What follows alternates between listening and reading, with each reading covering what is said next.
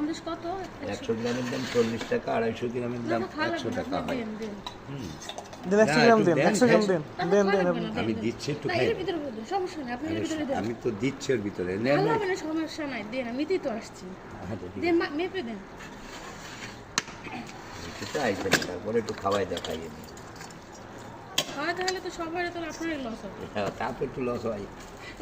Loss করে লাভ কি? আচ্ছা, 100 গ্রাম দেবো না?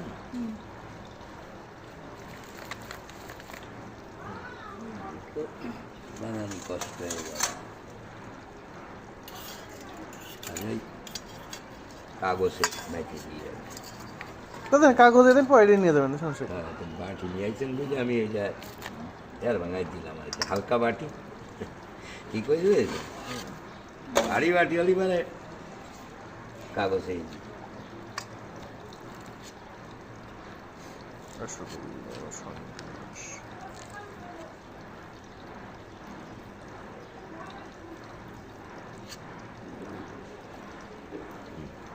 আর একটু দিয়ে দেন।